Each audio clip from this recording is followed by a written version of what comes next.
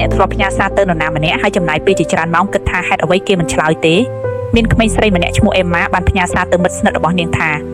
សួស្ដីអ្នកសុខសប្បាយទេ10នាទីកន្លងផុតទៅគ្មានការឆ្លើយតប30នាទីកន្លងទៅបន្ទាប់មក2ម៉ោង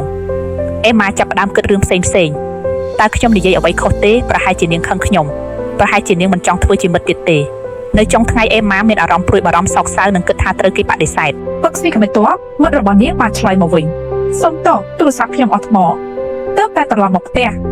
ពេលនោះអេម៉ាបានដឹងការពិតមួយគ្មានអ្វីអាក្រក់កើតឡើងទេខួរក្បាលរបស់នាងគ្រាន់តែបំពេញភាពស្ងប់ស្ងាត់ដោយការសន្និដ្ឋានអវិជ្ជមានអ្នកចិត្តវិទ្យាហៅវាថា negative interpretation bias ពេលព័ត៌មានមិនគ្រប់គ្រាន់ខួរក្បាលយើងច្រើនតែគិតទៅរករឿងអាក្រក់បំផុតលើកក្រោយបើនរណាម្នាក់មិនឆ្លើយសារអ្នកសូមចាំថាភាពស្ងប់ស្ងាត់មិនមែនមានន័យថាបដិសេធទេជាច្រើនដងរឿងដែលនៅក្នុងក្បាលយើងអាក្រក់ជាងការពិតទៅទៀតតើអ្នកធ្លាប់គិតអាក្រក់បំផុតហើយក្រោយមកដឹងថាខុសទេសរសេរបានស្លោះចាស់នៅក្នុង comment